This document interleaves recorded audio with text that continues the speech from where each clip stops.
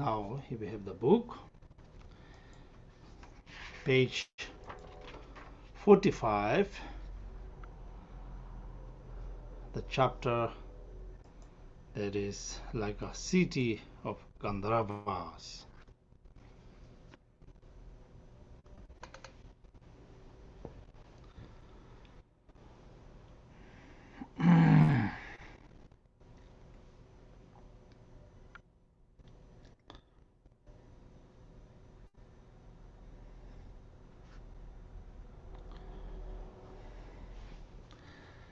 Now,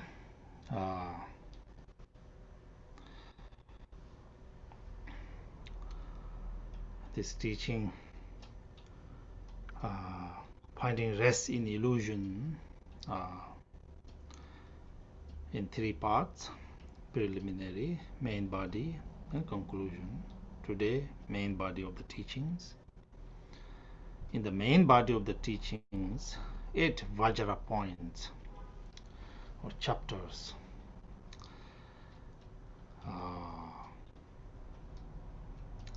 7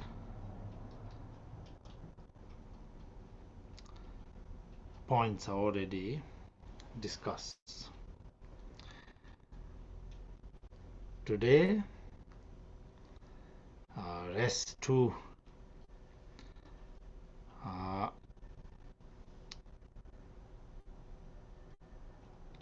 on city of Gandharvas and emanated apparitions. These 2 chapters I'm going to explain today. Now, first, city of Gandharvas.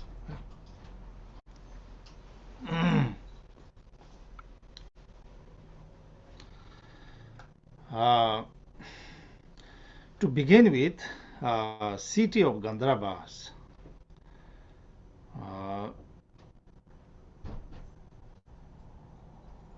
Now here Gandharvas are used in many different ways, but mostly in Buddhist cosmology as well as Hindu teachings, Gandharvas are said to be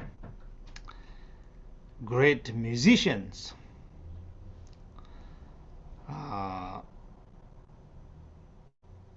the dancers, singers, like that.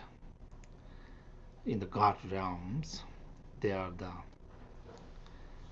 kind of performance who make everybody happy, I guess.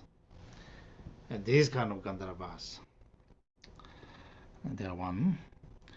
Actually, this in India, you can, those of you who went to India, you will see some shops or some places will use this word Gandharvas. So that's one meaning. And then second most popular maybe we call Tisa. Tisa, sand eater. These refer to Pardo beings, right? Intermediate state. Those who transition from this life, and next life is yet to determine. While wandering in the Pardo, these beings can use smell. So Tisa is one word, the Gandharvas. 2 commonly used like that. And today, here in the 8 example or similes which illustrate the illusion-like phenomena, in this regard, city of Gandharvas is now, as in this translated, castles in the clouds. right? Castles in clouds is the what? Gandharva. Here referring to the cities in clouds.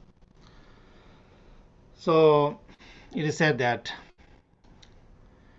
in the late afternoon, particularly the sun setting due to different air temperature, sometimes you can see in the cloud some kind of castles, and within which some kind of dwellers can be seen. So these phenomena is called Gandharva. Okay. Now, what is the real meaning here? Meaning here is that as you see the castle in the clouds, all the beings within the castles, whatever you see, whatever they appears, they are not true. They are just appearing. They are not true. It's just in the sky. They're just illusion. So this very illusion, seeing things there and yet not there at all. So this castle in the clouds, it's what Gandharva means here. City of Gandharvas. Okay. That's how we begin. And then these next two chapters illustrate that all phenomena are in reality not many, neither many nor one, right? So here, as one see the city of Gandharvas, castles in the clouds, whatever one may see, they are not there. They are within this sky, within this space, just appearing. They look very different and yet not different. All in the nature of space, not different. Not many. You may see different castles, different images, different apparitions, people walking, but they are not different at all. They are just the illusions. They are not numbers. They're just illusion appearing. So now these very phenomena one see, may it be form, may it be sound, may it be including this body, are like a castle in the cloud, appearing and yet non-existence. Right? That is the understanding. Now, ultimate nature, the space itself, our true nature, Buddha mind, inherent purity, has no limitations, no center, no edge, infinitely spacious, like that of the sky, in which Gandharva, city of Gandharva appears. The very space, the very sky, like is our true nature. So this is the understanding that this chapter illustrates. Okay. Now, first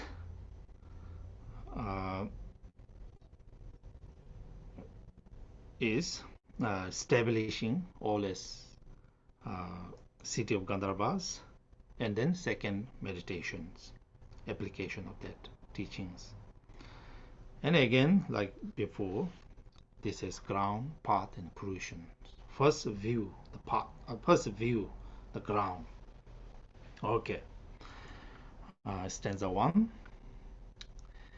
Here Longchenpa says, Buddhas of the past said that everything, all this appearing, all these phenomena as castles in the sky, in the sky. Whatever appearing, they do not exist. So, as Buddhas of the past said that. So here, Longchenpa is going to explain based on Sutra, Tantra, and Piti instructions he received and from his own experience. Okay, stanza 2.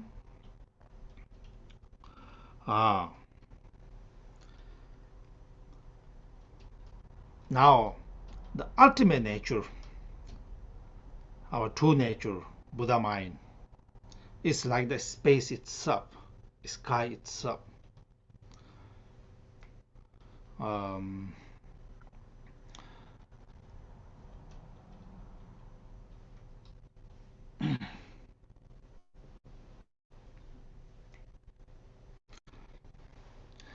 Sky itself. Okay. As you know, you may heard this many times over actually in the Lonchen teachings. Always use this sky itself, space itself, as the Dhammakaya mind. Within this sky, the brilliant sun-like and moon-like arisings are its self-radiance, right? So, in the empty Dhammakaya, sky-like nature, within this spontaneous presence, spontaneously presence, kayas, wisdoms are present. So these to be realized, actualized. Stanza 3. Now, when sentient beings do not recognize this spontaneous presence, are as the sub-radiance, and then ignorance happens. From this ignorance, then dualistic mind appears. From this dualistic mind, then all samsara manifests. Okay.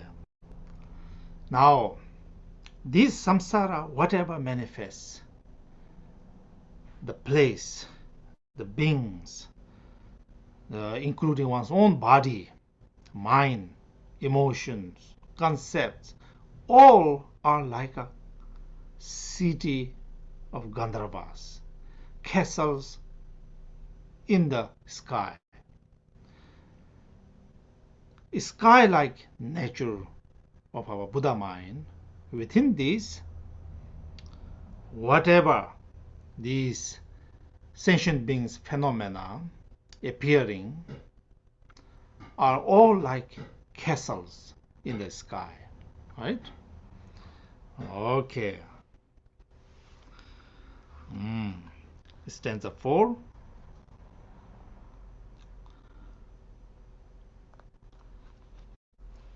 When you look at how things appears, how are they, investigate, they are not existent at all.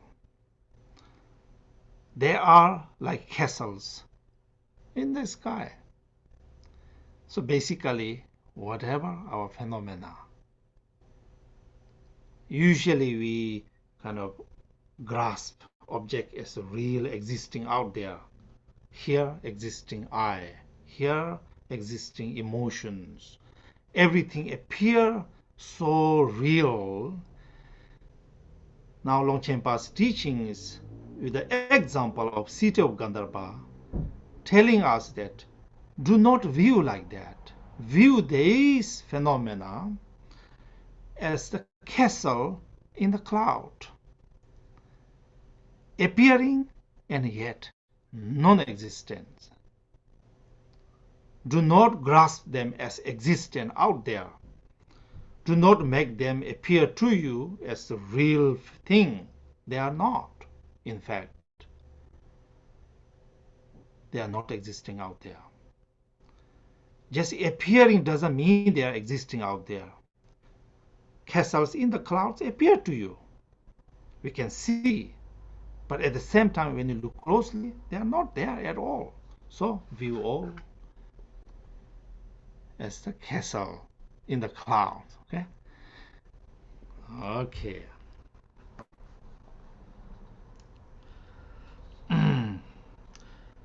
Stanza 5.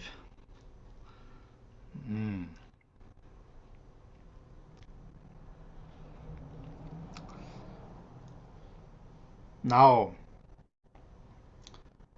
since everything is like a castle in the cloud, not existence, now what's the most important thing? Most important thing is not to grasp and killing them as real. That is the point here. Whatever they may arise, view them as a city of Gandharvas. Do not grasp them. And one's true nature,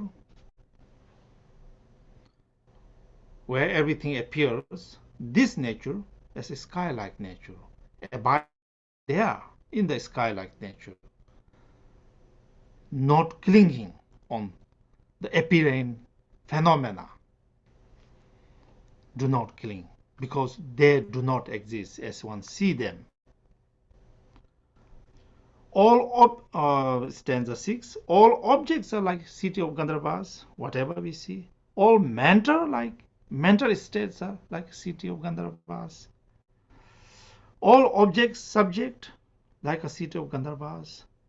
So what we have to do is no clinging, no fixations, no grasping, no attachments.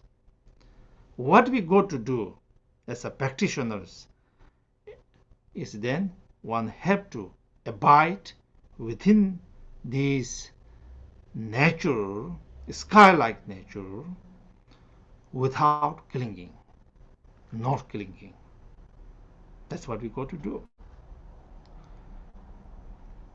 Because everything are like a city of Gandharvas. So why do you cling on to?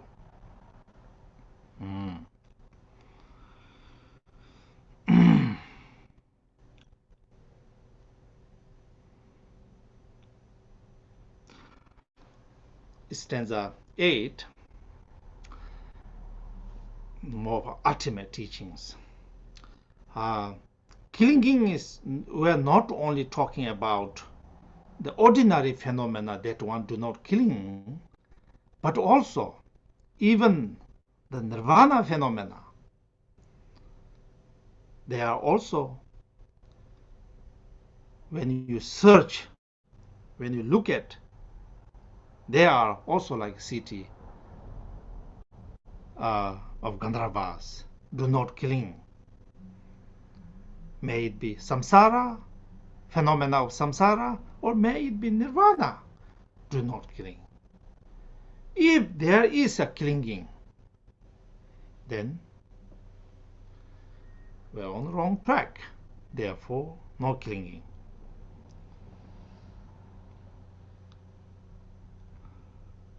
It's stanza 9.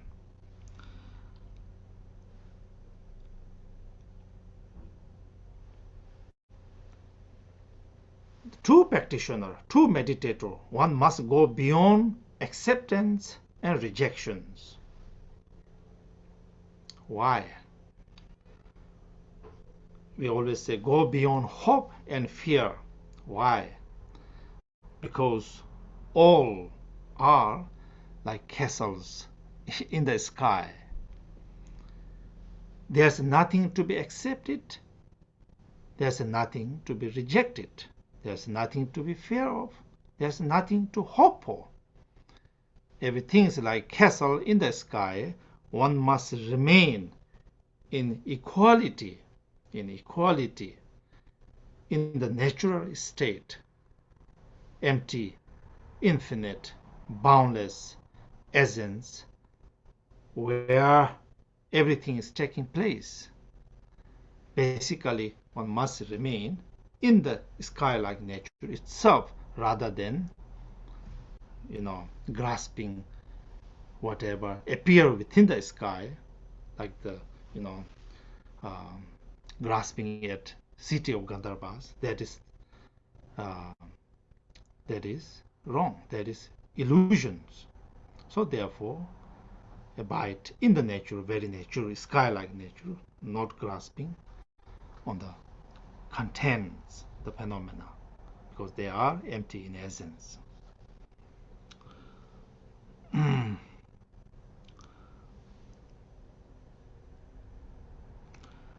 Okay, stanza 10. Again, may it be samsara or nirvana, all same. So therefore, not to grasp, but remain in the empty essence without grasping attachment. Stanza 11 is now important one. Here Longchenpa gives that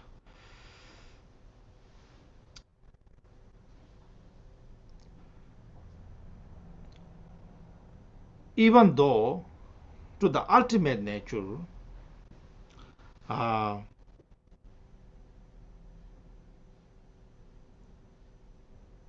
everything is unborn, unceasing,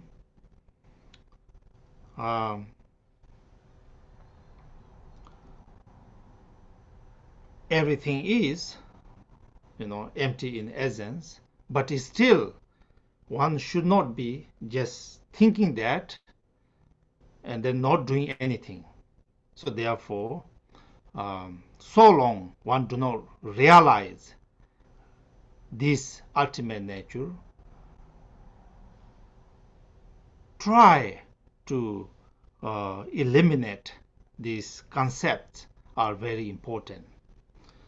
Otherwise, hearing Dzogchen teachings, think that, well, everything is not there, so I don't have to do anything, not necessary. If that happens, then on the wrong track. Obviously, we are not there yet. So therefore, trying to, whatever it takes, always try to reduce our attachments to outer phenomena. Try to reduce clinging to outer phenomena. It's very important. Just hearing that in the ultimate sense they are not exist doesn't mean they disappear.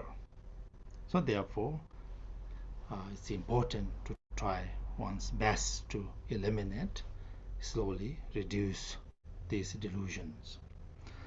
Likewise, from ultimate point of view, samsara, nirvana, equal.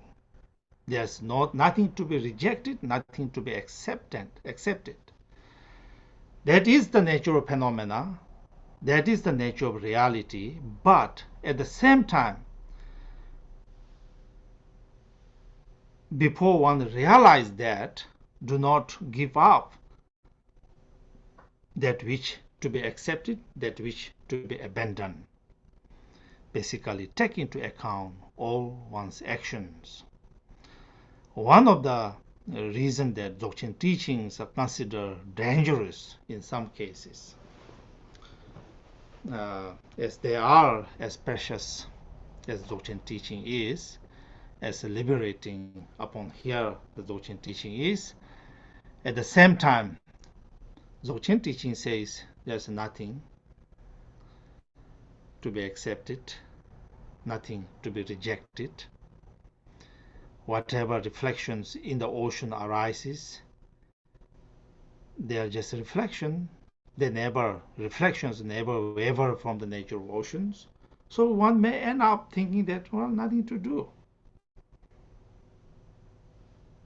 Or somehow reduce, otherwise that you may be very meticulous about acceptance and rejections, accumulating merit and abstaining from negative deeds. When one hears Dzogchen teaching, if those reduce, then in a very dangerous path. So therefore, Longchenpa is at last giving warning that one should not do those. Even though out there in reality, all as the castle in the sky, nothing is real there. Ultimately speaking, beyond acceptance, rejections, beyond abandon or beyond accumulation, but that doesn't mean that one have reached there to that ultimate reality. So long it's out there, there's a good, there's a bad, there's a me here thinking there's good, that's bad. So long there's a grasping minds are there, one must go to do the things, whatever, abstaining from the negative deeds and accumulating merit, and so on and so forth. Okay. I want to say this one also. Guru Rinpoche, right? One of the most quotation that we always use in Dzogchen teaching is, even though my view is as spacious as the sky, my respect to the law of cause and effect is as fine as the grain of flowers. Minute detail respecting the law of cause and effect, regardless of the view. So that's the same idea here. Okay. Stanza 12 is then now path, meditation. Here meditation preliminary, we do the same thing. Refuge bodhicitta, guru yoga, and then in the main practice view all as the castles in the sky. This very body, this very mind, this very emotion, whatever that one usually clinging on to is something real. Now in the practice, one must view that all forms, sounds are appearing and yet non-existent. Maybe I'm repeating too often here, but anyway, this is the most important.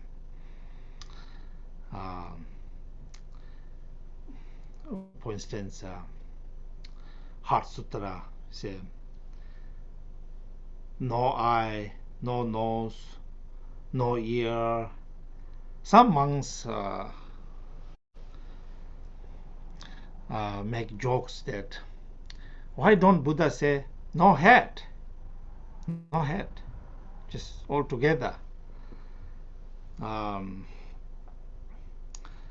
Then Heart Sutra is very short teaching. Now long teachings like a longer version of Prajna Paramita teaching, then really repeating everything, every single things, repeating again and again. Very interesting. So each time one repeat, there is a certain kind of opportunity it gives to our mind to think or reflect on the empty essence. So anyway, everything, what one see, what one hear, what one think, all as the castle in the sky, appearing and yet non-existent. Once more. That's the main practice. And then at night time, Longchenpa says, concentrate.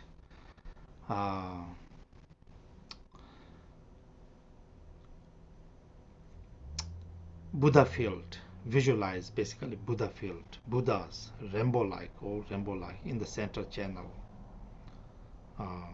Visualize Buddha field, empty and yet appearing like the castle in the sky. Keep that in mind at all time. So you want to go to sleep with that thought, and rest will all happen. Stanza 14 is now result. Well, if one reflect, think, view everything as a castle in the sky, see, when you talk like this, when you think like that, it somehow eases our mind. That's very important to know. That's the whole reason in Buddhist monasteries. As far as I know, in the Tibetan Buddhist monastery, we have to study Madhyamaka philosophy, Prajnaparamita philosophy, again and again, debate again and again, memorize that emptiness of this, empty this, again and again. Doing such was a practice, really practice. It's as if you meditate. Such impact to your mind. Talking about emptiness, thinking about, debating about emptiness, writing about emptiness. It really eases out everything. That's the whole point, actually. We study so much so that many years study. So what happens when one think everything as a castles in the sky, not existent at all, and yet appearing, mere appearances? The result is then, of course, clinging to phenomena. Otherwise, one may cling so rigid, so real. When emotion arises, these are so real, so overwhelming. But when one reflects on the castle in the sky, like all phenomena like castle in the sky, city of Gandharvas, then these may not appear as rigidly, as real as you otherwise feel. So this is the point. And with that, clinging mind is a little bit reduced. Basically, ease out from your mind. It's the whole point. When this ease out, then what happened? This luminous mind, sub-radiant. The wisdom just appears in that place. And from that, and all qualities, spiritual qualities also arises. Because we somehow break that rigidity of the mind, that solidity of the mind. When that break open, then the spiritual qualities just shine forth. Just like the clouds. Cities, castles in the cloud itself, when it went off, sub-radiance, inherent quality, spiritual quality naturally shine forth, because there's no obscuration that which obscure the innate qualities. So Longchenpa says it is important for us in day-to-day life, at all time, view everything as appearing and yet non-existent, just like the castle in the cloud. Okay.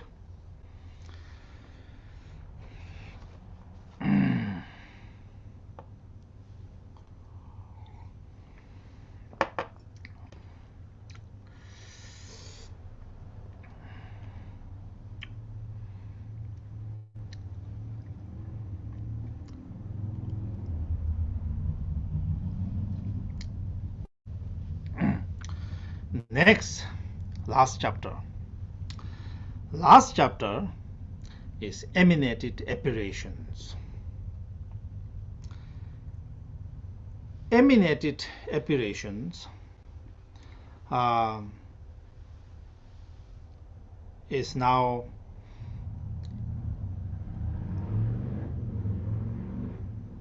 first of all, I want to say in Madhyamaka philosophy, we have, particularly in the teaching of Prasangika Madhyamaka philosophy, Mepa Sannang in Tibetan, which means clear appearance of what does not exist. Again, clear appearance of what does not exist. This is the exactly point, these emanated apparitions. Imagine there's emanator who has spiritual power or some kind of power that which he or she can emanate. You just emanate a place. In that place, beings. To that beings, all kinds of emotions, intellect, concept emanate. These emanated apparitions has never existed, is never existing right now, just emanation, emanated apparitions. They're not existed at all. So, emanated apparition is something that even more, it connotes even more not existent out there, just like emanated apparitions. Tulpa in Tibetan. Yes.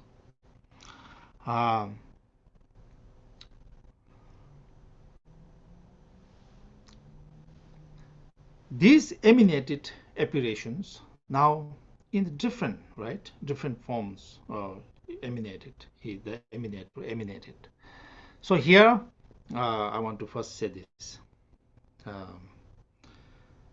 Castles in the cloud is like, all different arising,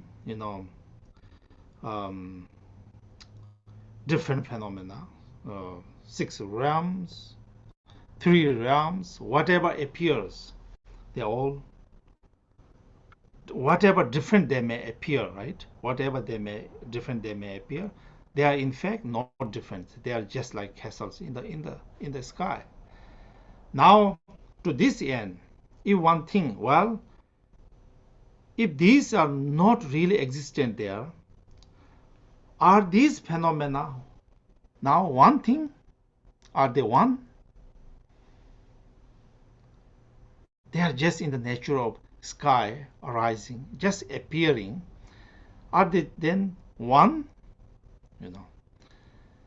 These are not one at the same time. These are like emanated apparitions. Even though they do not exist, empty essence, and yet appearing in many, many different forms. They are not identical. They are appearing in many different ways, different appearances, just like emanated apparitions. So, in order to reduce that concept of maybe then everything appearing non-existent, maybe same thing, just one thing. No, that's not even one. Not also that concept of one is also not right. Emanated, view everything as emanated apparitions. So, one go beyond this concept of oneness by reflecting on emanated apparition appearation in many different ways. Okay.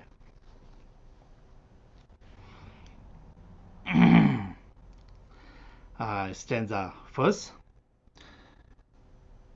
Buddhas of the past, Longchenpa said that everything is like emanated apparitions.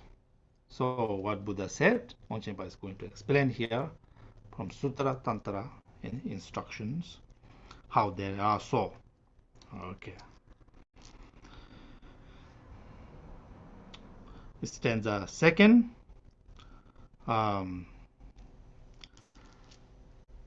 Not knowing the ultimate nature, Buddha nature, just like the sky, just like the space, sentient beings, through ignorance, then now wander in samsara, with all kinds of forms, sounds, all kinds of sensual objects, all kinds of phenomena, and through that, all kinds of sufferings. These sufferings, whatever phenomena sentient beings are experiencing, are not really there at all. They are like emanated apparitions, just like emanated apparitions. It's like sentient beings do not recognize their true nature, and then ignorance pops up, and then whole samsara phenomena came into existence. Just like the emanator emanated all these emanated apparitions. Now view everything, what one see, what one hear, all are like emanated apparitions, appearing and yet non-existent at all. Okay. Stanza 3.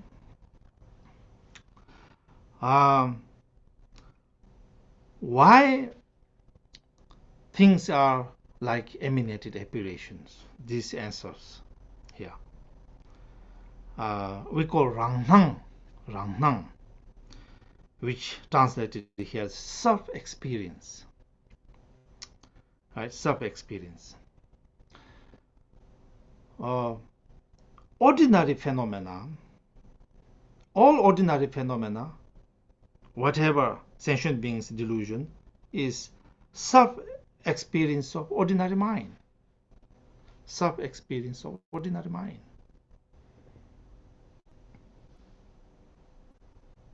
Just from ordinary mind, all this came into being, or came into be happening, arising.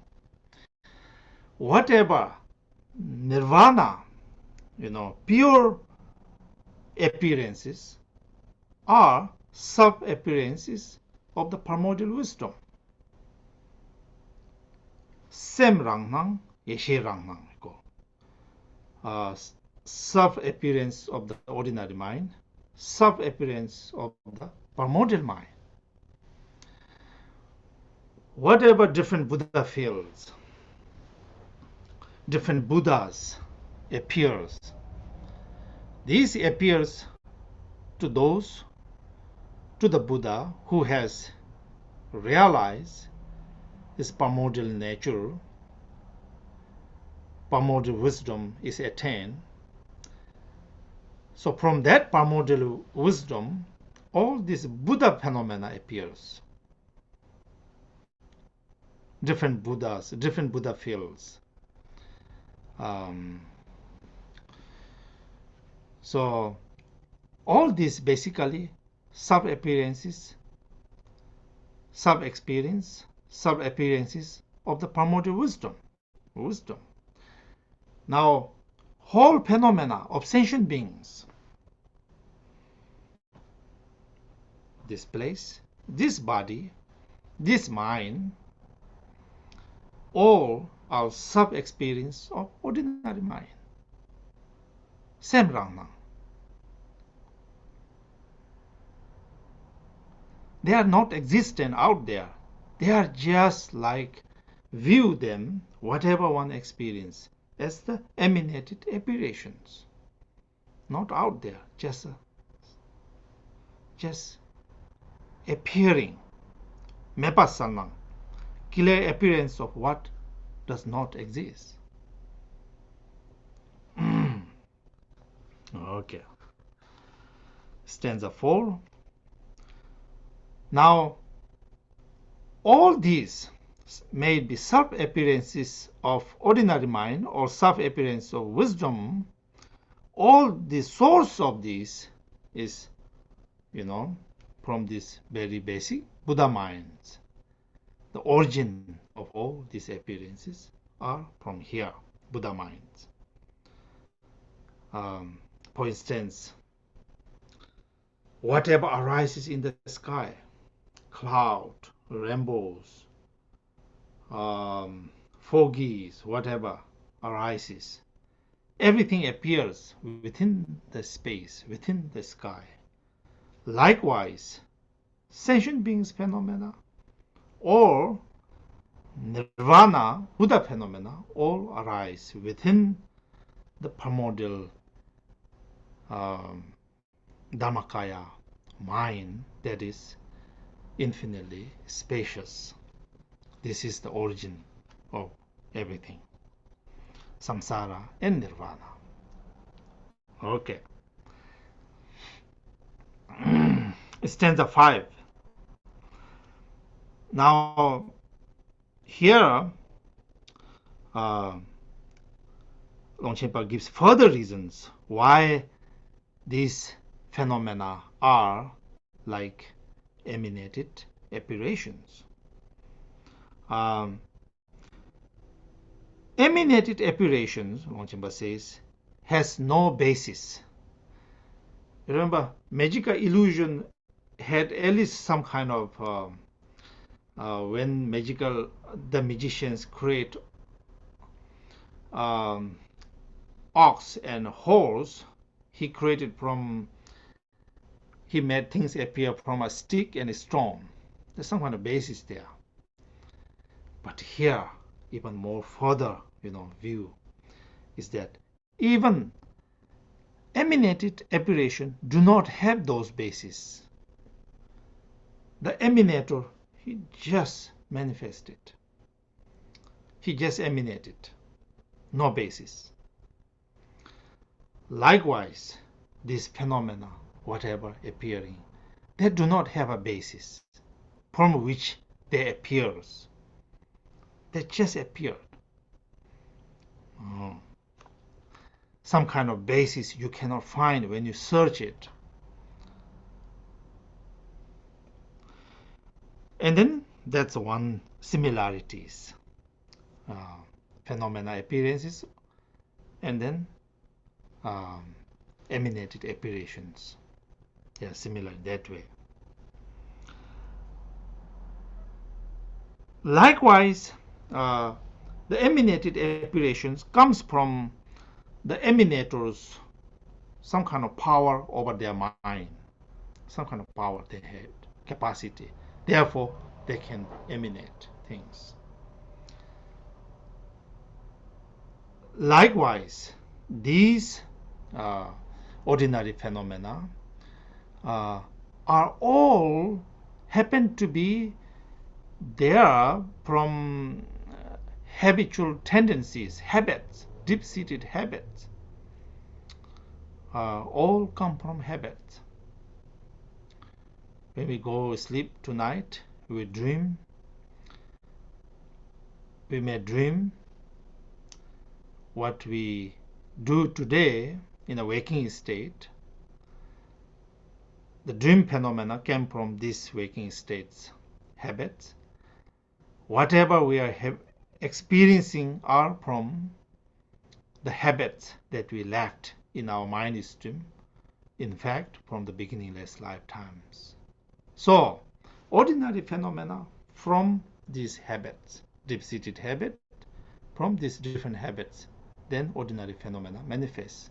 Likewise, the emanator with his certain power over his mind, he be able to emanate different apparitions. Therefore, they are similar. Emanated apparitions do not exist out there. They are empty yet appearing. Likewise, these whole phenomena are appearing and yet non-existent. They are similar. So therefore, practitioners view everything as emanated apparition. Okay. Stanza 6.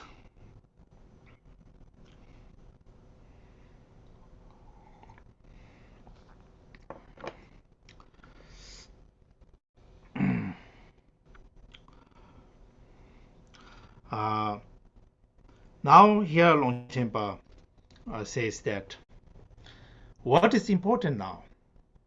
Important is abide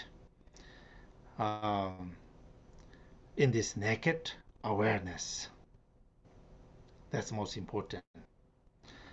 All this concept, all this grasping at object as if they are existing have been wrong. These outside one cling on to things as if they are existing, they are not. They are like emanated apparitions. Now what we got to do at this end? To this end is reduce these conceptions, these concepts, these emotions, reduce, lessons, and ultimately abide in the very nature of mind, so-called naked awareness, Rabjam. That's most important. Because why sentient beings do not realize the nature? That's quite simple, right? Because so much obscurations of concept, obscurations of this thought, that thought, grasping mind. What we got to do at the end is simply let them subside. In the previous chapter, Longchenpa said, just let it be, right? Let it be, like, let the water as it is, all the purity of water will appear. So here also, just remain concept free. Ultimately speaking, where all sentient beings wrong is this concept. That's where sentient beings went wrong. So therefore, reducing this concept, if one do this, then that is meditations. See, Longchenpa gives here in auto commentary, reducing attachment is like a vessel that is broken. When you break a vessel, the sky in the vessel and outside just mingle. Buddha nature, inherent purity, is sky-like nature, is here, but somehow that vessel-like, somehow that makes everything put into limitations. That vessel-like is the concept, is the thought. Thoughts are the one, concepts are the one which bound sentient beings to samsara. When thoughts are dissolved, and simply one enter into the ultimate nature of mind, naked awareness.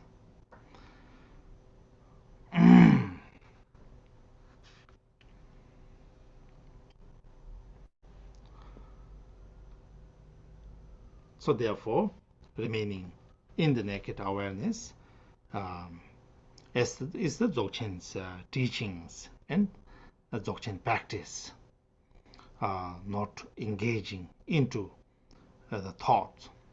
Now let me make a little bit clear here. Here doesn't mean, I want to make it clear, doesn't mean that one have to reject the thought. You remember one of the in Dzogchen teachings, empowerment, Dzogchen empowerment, Rinpoche Wang used the crystal to introduce to the nature of your mind. When you use crystal, what does that mean? This means crystal can reflect things. It's just reflections. They just remain into reflection. There's no grasping to their reflections. The reflections simply beautify the crystal. So what is it Dzogchen teach, practice, meditation is simply remaining like the crystal. It's not something that rejecting this concept, these thoughts, but not concretizing when thought arises. Crystal, here's the important. Crystal is not crystal meant to reflect. Likewise, mind meant to reflect, thought meant to arise. Where went wrong? Went wrong because when thoughts arise, let thoughts not be in their own place. We grasp onto those thoughts. Sentient beings do not remain like a crystal. Chase after the thought. Make them big. Make them powerful. Make them overwhelm us. That's what exactly happens when people have anger, anything, emotions. We make things give power to these. So one of the most Dzogchen teaching we use is ocean-like living things in their simplicity, right? Ocean-like living things in their simplicity. Ocean can reflect whatever, different color, different forms. Ocean just remain. For the ocean, the reflection do not make any difference. Reflection simply beautify the ocean, but does nothing. Likewise, when Longchenpa says, have to remain naked awareness, at the beginning, doesn't mean that we have to somehow reject the reflections in the crystal. Crystal cannot reflect. No, crystal reflects. Ocean reflects. That's okay. Here, what it means is then not to chase after those reflections, not to chase after these thoughts, just simply remain in this ocean-like, crystal-like, luminous, boundless mind. Just remain there. When thought arises, let them arise, let them go. Be like the crystal, be like the oceans. So that is what naked at the beginning, that's what naked awareness, not engaging in thought free, which means that be able to remain ocean-like and crystal-like. Okay.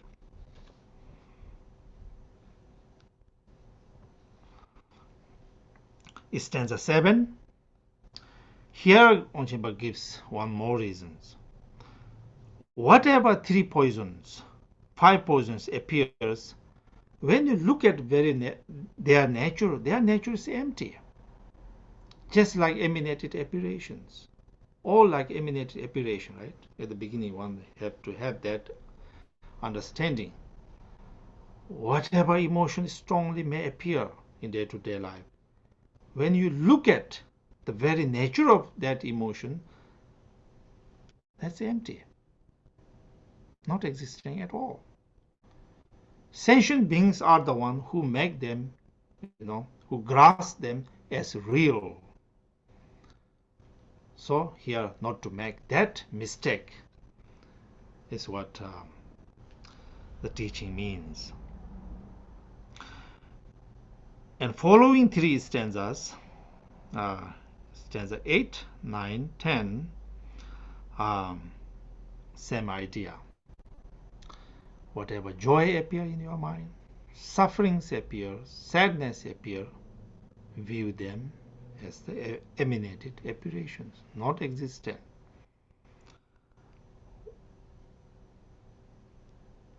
Within your mind, whatever appears, outside, whatever elements appears, view them as the emanated apparitions. Inside, outside, everything as emanated apparitions. Why is important, right? Keep in mind that the moment one kind of understand, one kind of interested in knowing that everything these appearances are empty in essence. They are not really there. They are just appearing. The moment one know that, the moment one believe in that, one have the intention to believe in that, makes big difference. So therefore, it's easy to just say, the whole thing is emanated appearation. Now we don't need anything. No.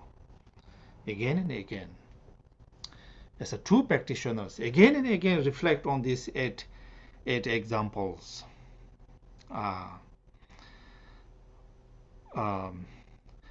At monasteries, when we have Yarne summer retreat, we do at least a month and a half retreat. Even now the monasteries do, because this is one of the practice that Buddha recommend in summertime. And when we do those retreats, when we do the practice sessions, after each session is over, when you take a break, we say the prayers. And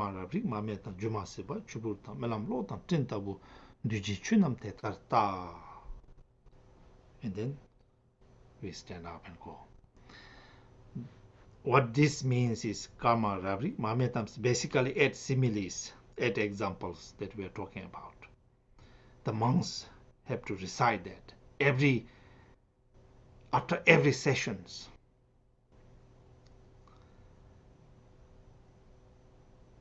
Not only the junior monks, senior monks, advanced practitioners repeat again and again. Remind again and again. Do you know this very emotion that I'm feeling now is like emanated apparitions, appearing yet non-existent at all. So somehow we have to remind ourselves again and again when emotions arises, when grasping mind is strongly there, when attachment is strongly growing, when unhappiness mind is sets in, remind again and again. In the case of monastery, we repeat this prayer again and again. Imagine those senior monks, how many times they might have repeated these prayers. So each time they repeat, they think about this. Think about the meaning. Okay. Stanza now 12. Next two stanza is then we call Mingchang Taoyetsam. It's just a name, just designated. Mingchang means mere name, Taoy means just designated. Everything to the outer phenomena, all like emanated apparitions. What are they then? They are just merely name. Label it out. Label. We give the label. Longchenpa gives here, for instance, when you say space, sky, that is sky, in the sky. What do you mean the sky? Where? Where is it, the sky? It's just a name. It's just somehow we designated that. Likewise, when we give the labels, names, we all give just all concept. They are not there. The ultimate teachings on the relative level, they are all works for the functioning or the on the relative level for functioning. It works, it helps, but that doesn't mean that they are there. They are all just designated, just label. Okay. Stanza 14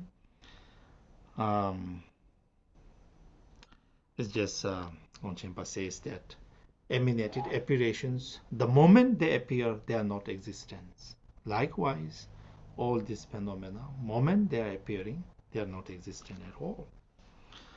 Now, stanza 15.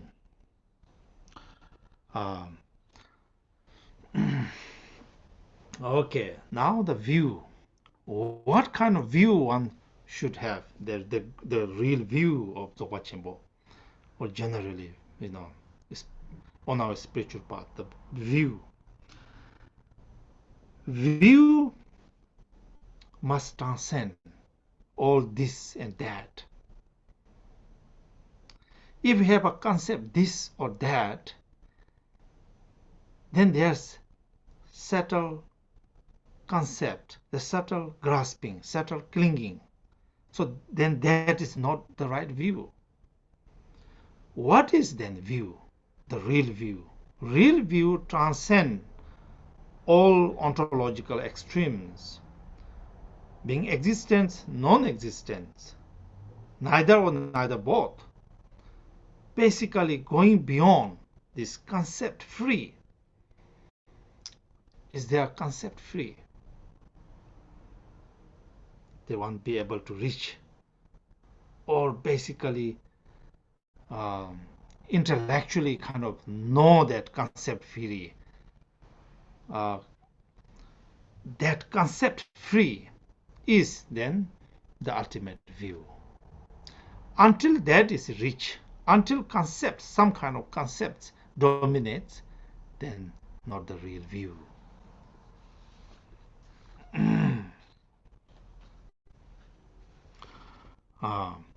Stanza 16. Because when there is no concept, no clinging, then what happens? Nature of your mind just revealed to you. Revealed to you. You don't have to search for it. That is the benefit.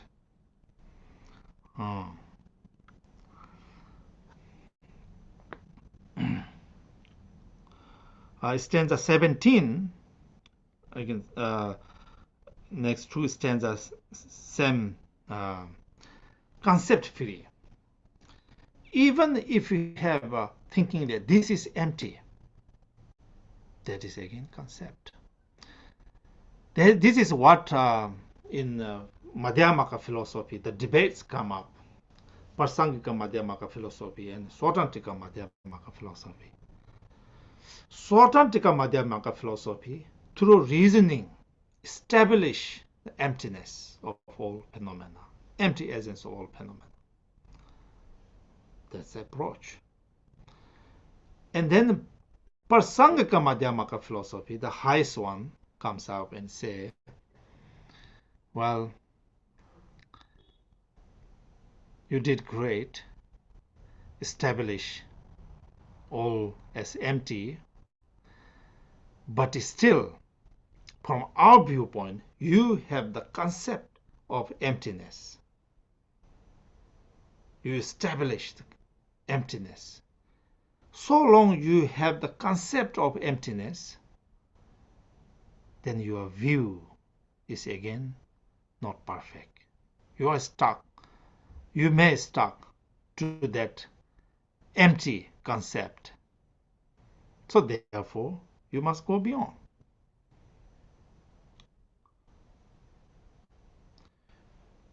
When we talk about in the Madhyamaka philosophy, in fact all Prajna Paramita philosophy, emptiness of emptiness. There's something to go beyond emptiness, concept free basically. Here in this also, Longchenpa in the past said that, yes, here empty, illusion-like, dream-like, magical illusion-like, echo-like, water moon-like.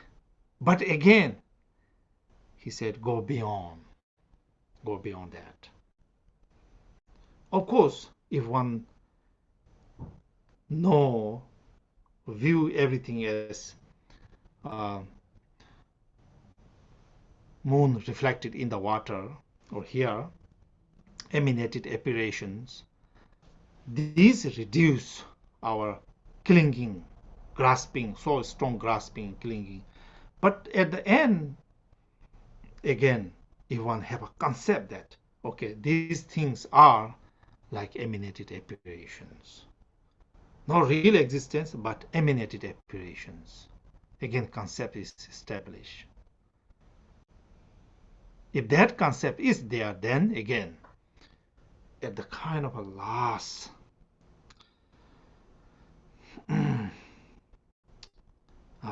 on the spiritual progress, first thing first, the grosser level. That's why we say Swatantika Madhyamaka philosophy is good at the beginning. You must establish everything as empty. Here you must establish all phenomena first through the 8 examples and then go beyond. Otherwise, any concept, these again, at the end, will be the last obstacle, last obstacle that one must overcome. That's what next 2 stanza is about. Stanza 19. Now this here, basically what Longchenpa is saying is that ultimate reality, empty nature, concept free, going beyond all, is something to be realized through the blessings of the Master with the help of accumulation of merit. This ultimate nature is not something to be realized simply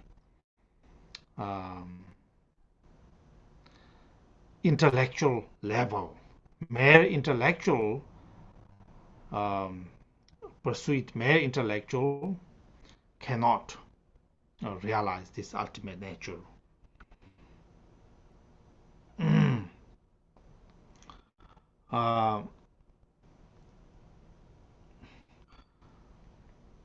When one receives the blessings of the masters and there's enough accumulation of merit, there will be like the sun that rises in the cloudless sky. Imagine cloudless sky, sunrise. That sun rising like blessings. When one have a authentic teacher, receive blessing from him, teaching from him, such sun, brilliant sun in the cloudless sky, the realizations like the sun appears. So that is not something intellectually that this thing happened, but through the blessings of the masters. So with the masters, when this happens when you receive empowerment from the master or introduction to the nature of your mind. Time, this brilliant sun-like rising in the cloudless sky, this happens. or through a symbolic indications, maybe crystal or something in the empowerment use, or a specious causal link, some kind of karmic connections. When everything causes conditions gathers, these realizations appears. Again, not just from simple intellectual exercise. Stanza 20 is then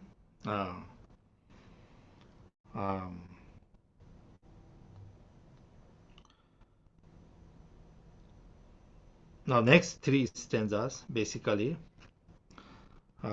is Longchenpa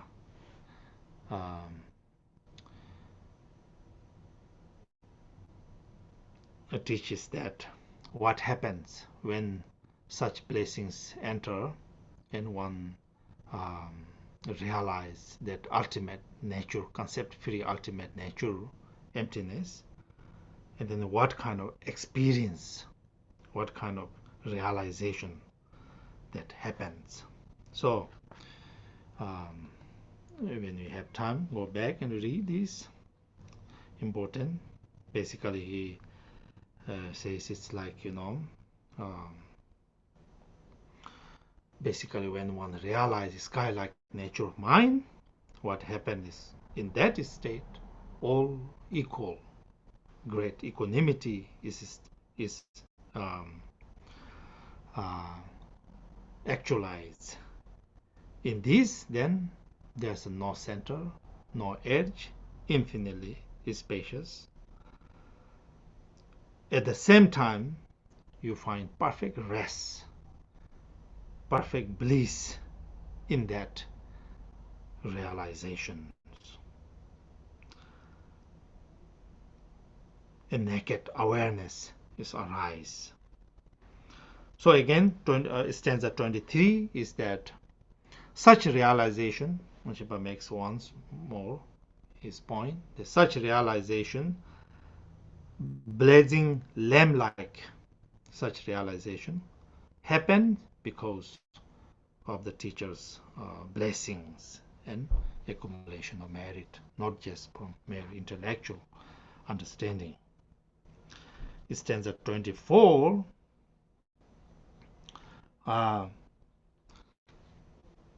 there are two kind of people who do not realize ultimate nature. One is just not having any studies, just doing the practice, trying to do the practice, but not knowing what he or she is doing. These people do not realize emptiness. Other one is who is simply on intellectual exercise. So these two people do not realize the ultimate nature. So ultimate nature, stanza 25 says, to be realized again through the spiritual teacher's blessings and one's ripening the vessels. When this two happens, then brilliant sun-like realizations appears. Okay, now stanza 26. Stanza 26 is then path, the meditations. Meditation, again preliminary same. And then preliminary practice like, refuge bodhicitta, guru yoga, and then view everything, this very body, this very mind, everything as emanated apparitions, not existence, yet appearings. Stanza 24. Next, these stanzas basically Longchenpa describes when view is established, when realization happens, then what kind of experience these practitioners might have, this yogi or yoginis might have. So here, basically, the experience um, of the realized practitioners, going beyond subject and object, grasping mind is lessons, ultimate nature, sky-like nature is actualized. Once view is there, then everything takes care of the rest.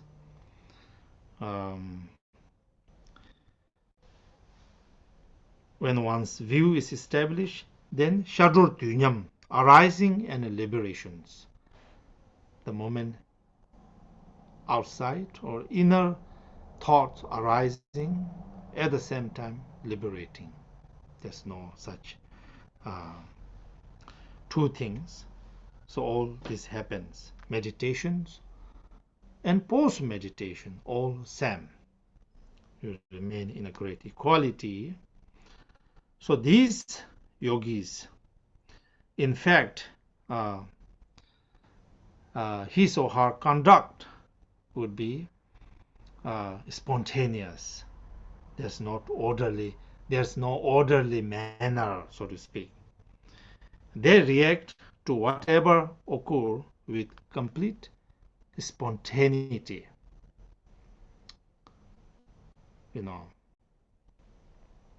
This yogi who is free of concept, for him or her, there's no such good and bad, hope and fear do not exist.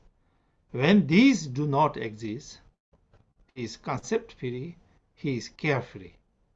His mind is liberated.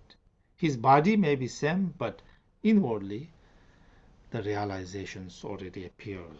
So such experience explained here. And in stanza 31, the result, what happens. Stanza 31 and 32 basically explains when such view is established, realization happen, then the settled bodies, chakra, winds, bindu, the settled body all ripens, and from each chakras manifesting Buddha feels. All this happens. And at last, first is of course dream recognized as a dream, and from that dream phenomena practice happens. Toward the end, then even dream cease to exist. And for this yogi, everything is practice. There's no day and night, no two things. Continuously remain in luminosity. Continuously remain in the Dharmakaya mind. There's no such a time that his or her mind is influenced. His or her mind is swept by these affective emotions. This yogini, then became victorious over all these delusions, and then realizations, ultimate realizations, all this then happens. So therefore, the result of this is because viewing everything as emanated apparitions, may it be form, sound, body, speech, mind, everything as emanated apparitions. When one views the whole thing as such realizations, such experience will result. So that complete teaching on emanated apparitions. Example. Okay, now we come to the last one.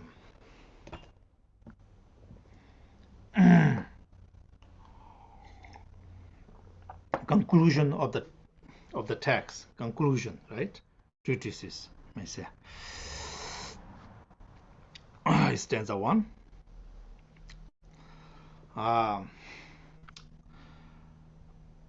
First here Longchenpa gives now in summary.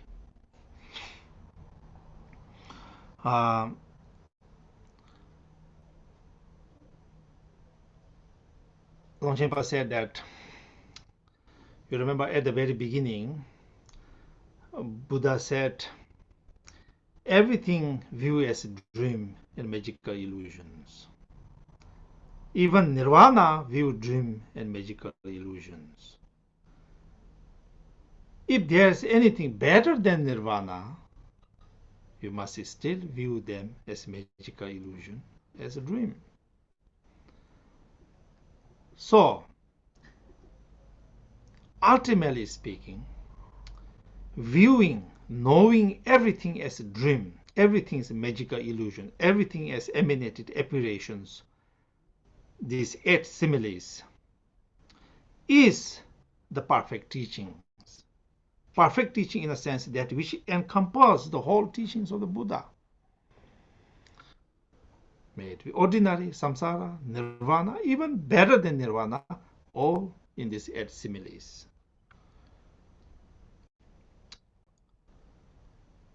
8 similes are dream-like, magical illusion-like. The whole thing is that, keep in mind, always we have to somehow, when we study like this, our mind tends to go somehow outside there, but always bring mind home, so to speak. This very thing we are seeing, this very body, this very mind, this very intellect, this very concept are like the dream, like the magical illusion, like the echo, like the reflected moon in the water, like the city of Gandharbal and the rest, like the emanated apparitions, not something outside, but this whole phenomena is like that. Now, this whole phenomena, where this came from?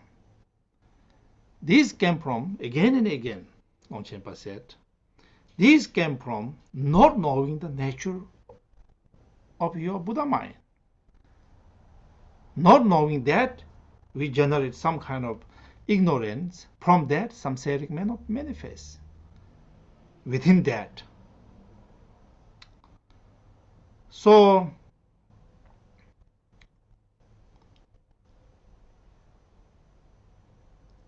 these, whatever manifests within this, where these things are manifesting?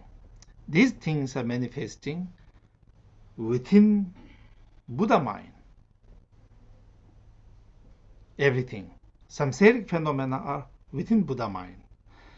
Just like whatever city of Gandharvas, everything is happening within this sky, so are all phenomena, ordinary phenomena, are within the space or sky-like nature of mind. So, when one knows that whole phenomena that are appearing through the 8 similes, know that everything as illusions, one realize this so-called relative truth. In Madhyamaka philosophy, even here, Longchenpa referred to, this whole relative truth is now realized. Their nature is realized through the 8 similes, 8 examples. One talk about this, one read about this, one reflect on it, one meditate on it. Day and in the evening, night time. All as a dream, all as a dream, all as a magical illusion, all as the reflected moon in the water. So when one do these meditations, when one study these, then one come to realize on the relative truth, whatever appearing are all like these 8 examples. Arising, appearing distinctively, and yet not existing at all. These appearing are, keep in mind, that interdependently arising. On the relative level, interdependently arising. At the beginning, not knowing the true nature. In the meantime, all karmas, emotions are functioning and continuing all this samsara. Interdependently, there's nothing that is inherently or free of dependence. Everything interdependently arising. While they are arising, while they are appearing, they are like 8 similes. So, understanding with its 8 similes, understanding the phenomena with the help of 8 similes, 8 examples, one come to know the very nature of all phenomena on the relative level. When one knows this, one also knows at the same time where these phenomena takes place. These phenomena takes place in this infinite Buddha mind. Like the phenomena takes within the sky, space like is the one's true nature, Buddha mind. At the same time, recognize, realize this. So, by talking, by meditating on 8 similes, what happens? Relative level is realized. Ultimate level, this awareness, promoted Buddha mind, is also realized. Also keep in mind that by talking and reflecting on 8 similes, what happens? Things are unborn, unceasing, right? Talking about dream, talking about magical illusion, things are like, unborn, unceasing. Things are unceasing, unborn. Likewise, rest of the examples, things are beyond coming, beyond going. Things are beyond existence, things are beyond non-existence. With the examples, things are not many, things are not one. All this one and many, coming and going, existence and non-existence, all are our concept. With this 8 example, one come to know the ultimate nature of phenomena is unborn, unceasing, beyond coming, beyond going, beyond existence, non-existence, beyond one or many. When one has such understanding, one gets ever closer to the realizations of ultimate nature. So therefore, this teaching, Longchenpa says, pretty much covers everything. Therefore, of course, it's important to study, to reflect, and to meditate, not only daytime, in the nighttime, as it is described here. Okay, now stanza 2nd.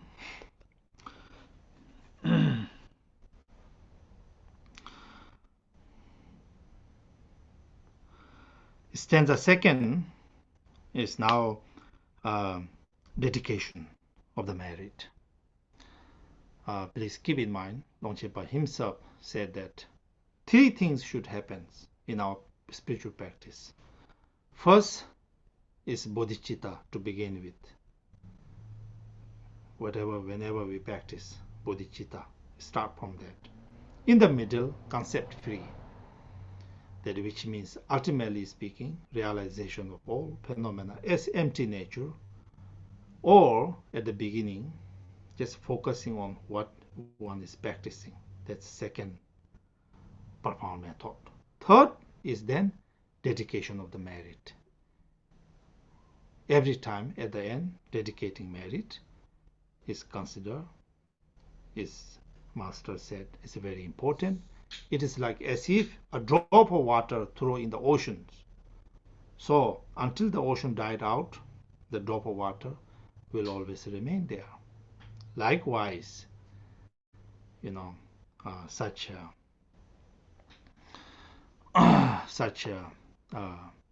merit will always be there. So therefore, dedication of merit is important. Until the ultimate goal, enlightenment, is reached, merit will always be there. Therefore, dedication of merit. Right?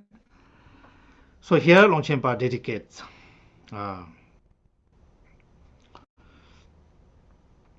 dedicating for practicing the sublime teachings. Right? These sublime teachings, basically. May all sentient beings perceiving this whole phenomena in the 8th example, always with the 8th example, know the nature of this phenomena. Through that, may all sentient beings accumulate merit. And meditating on awareness, all as a space, everything within the space takes place. All our experience, outer, inner, all happens, within this primordial awareness. So knowing that, may all sentient beings accumulate wisdom. So through this, may all sentient beings basically become enlightened.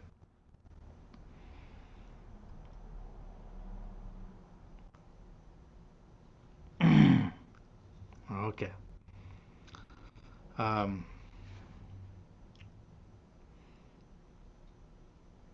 then stanza 3rd, dedicating the merit so that all practitioners be able to practice the path without any obstacles. So of course, obstacles comes from clinging mind. So if they reduce the clinging mind or eliminate the clinging mind, then there's no obstacles on the path. So for that, Longchenpa dedicates.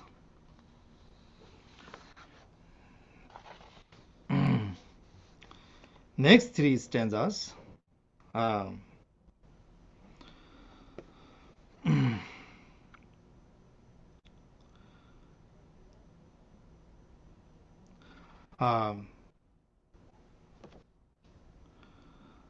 Basically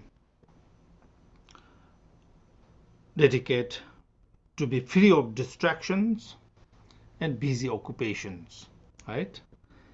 So here, this is very important. Most Dharma practitioners do know how to practice. That we know, but at the same time, distraction is so much that make practitioners not practicing, ended up not practicing. And also busy occupations, right? That makes us not to practice. So he says, stay away from villages, town, even monasteries, big monasteries, which are, distractions, can be distracted, or can be different occupations stuck there. So therefore, here Longchenpa recommend to go to the forest where there's no distractions, where there's no obligations that one must accomplish this or that. So here Longchenpa basically says, may all, may beings truly cherish the solitude. Why?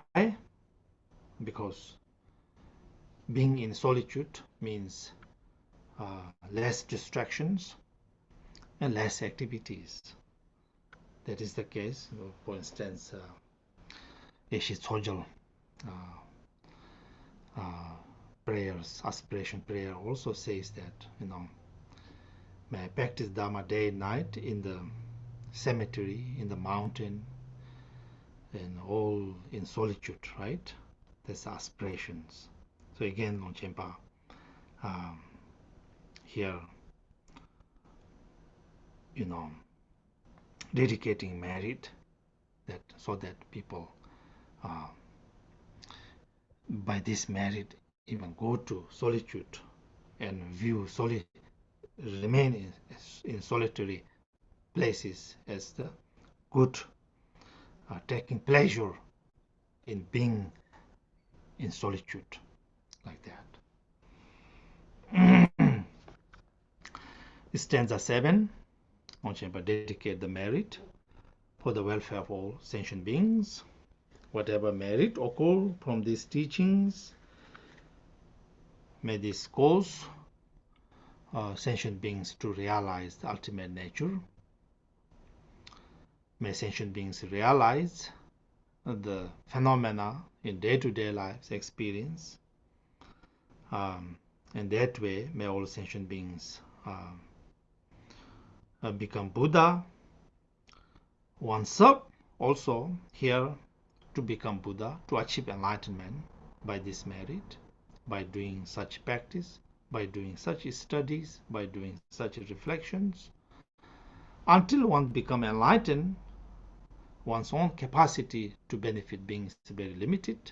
So therefore, first become enlightened so that one be able to reach out to many beings. So here the saying goes, from Mahayana point of view, enlightenment is not the ultimate goal, but helping all sentient beings is the final kind of aspirations, final goal. Okay, now stanza 8 and 9.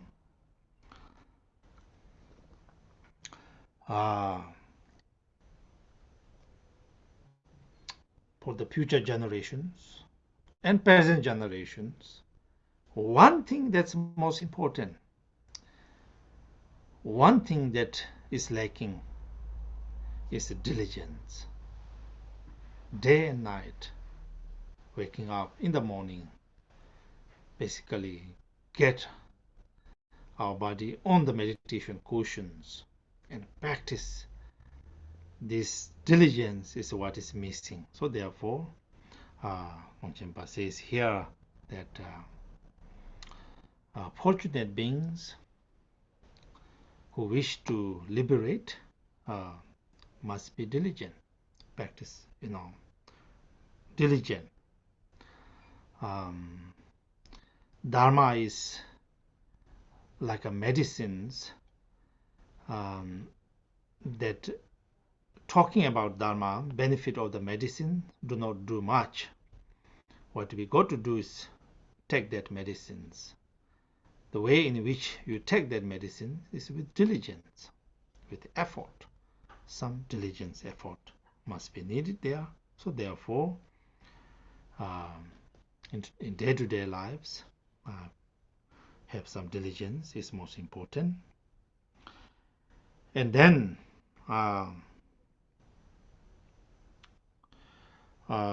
stanza 10 is now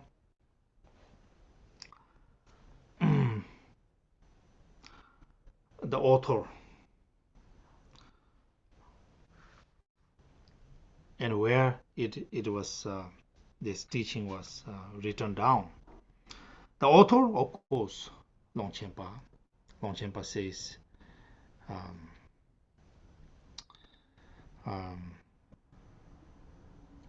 he above here he says that from many past lifetimes accumulation of merit, now in this lifetime he laid out these teachings,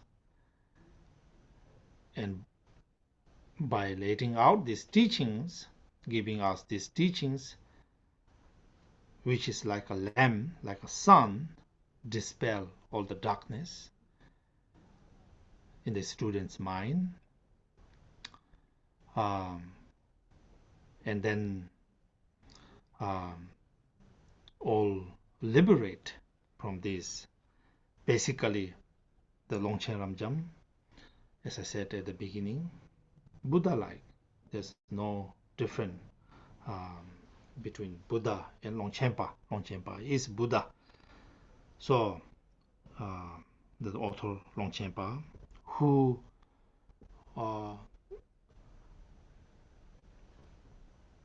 knows Suttara, Tantra, pit instructions, and his own experience, right? That's how Longchenpa wrote this. And then where he wrote is on the slope of Gangri Thokar, white snow-capped mountain in central Tibet. I have not been there, but I want to say that I did go to Bhutan, where Longchenpa spent quite a long time, Tharpaling, beautiful high in the mountain, where you have a panoramic view of the valley down. Such a great place. And they said in Bhutan, Tharpalings, this mountain and how the structure in Tibet, central Tibet's Gangri Thokar, very similar. Those who went to both places, they say it's very similar. Anyway, Gangri Thokar is the where Longchenpa spent most of his life. Most of the teachings are written at Gangri Thokar in central Tibet. And then stanza 11 is dedication. Dedication to the propagation of these teachings, basically these teachings in general, all the teachings to spread in all directions. For that, Longchenpa dedicated the merit. So he says here, this teaching, his teachings is like a brilliant sun, right? With its light blazing forth, dissipate darkness of sentient beings. And the brilliant sun-like, this teaching with its warmth, dry out the ocean of samsara. And with that, ultimately then reveal the island of liberations in all 10 directions and at all times. So basically, dedicating this, whatever merit is there, may this illuminate the darkness of the sentient being's mind. Basically, now for us, to this end, one have a basic idea of that how one view this whole phenomena as the 8 examples, dream-like, magical-like, magical illusion-like, all this how one view Longchenpa taught. We studied, we thought about it. Ultimate nature is like the sky, boundless,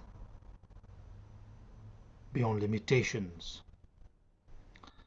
So with these studies and reflection on the meaning,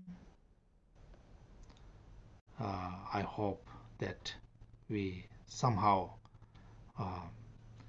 have some understanding, profound understanding generated, with that, I hope we, in our day-to-day lives, we don't grasp, cling, and attach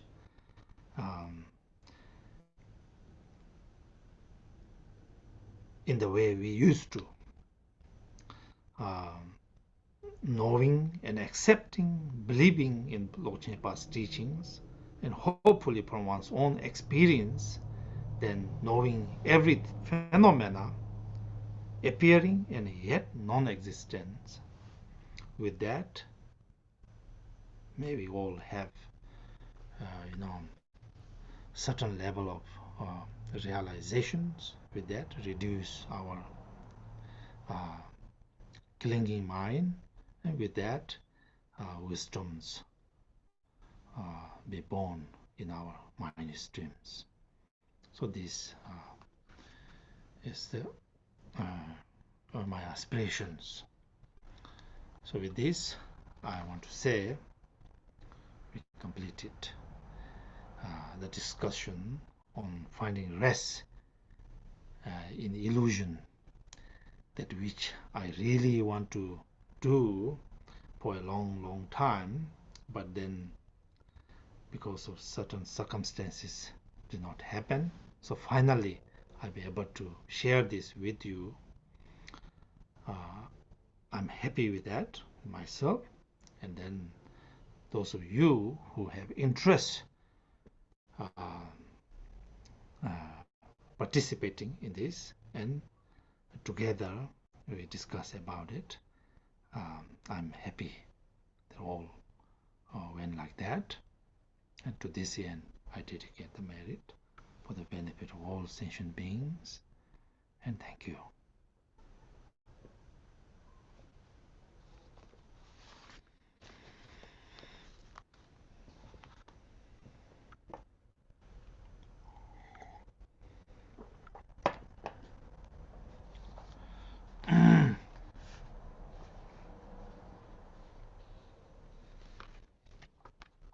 Okay.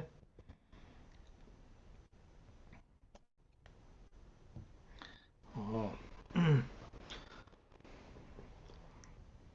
Okay, now we already passed our time, scheduled time, so let us conclude this. To this end, I want to say thank you everyone for participating,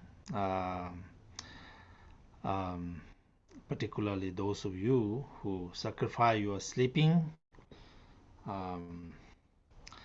from abroad, from different time zone.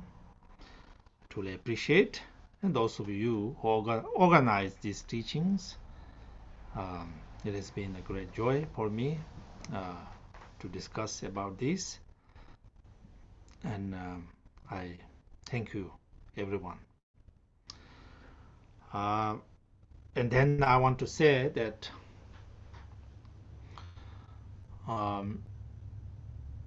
in the future,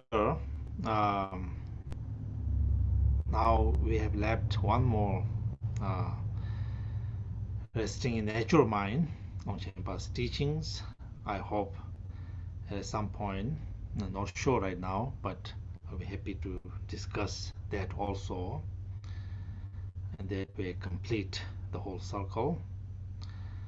And those of you who want to study, I really recommend in order to uphold the Buddha Dharma teachings, so two ways. One is through study, one is through practice. So both are needed. Particularly, in order to practice Dharma, we got to know how to practice, and that how to practice, to know that, then the study is also important. So therefore, I encourage you to study. So long you have interest to study. I have so much interest and joy to share whatever I know, um, uh, particularly Longchenpa's teachings, as well as Mepam Rinpoche's teachings, some part of Longzompa, which I did in the past, um, and I will continue to do so. So that's what we look for in the future. And then, of course, do not forget the practice aspect. Most of the time, those of you, particularly who have been long time in Dharma, have already great deal of knowledge. What is lacking is practice. Here, Longchenpa at the end, he recommends to be diligent. His last advice, to be diligent. So that's what we need, to be diligent, to put into practice whatever we know. This is the most important. So with that, I think that's pretty much. Thank you, everyone.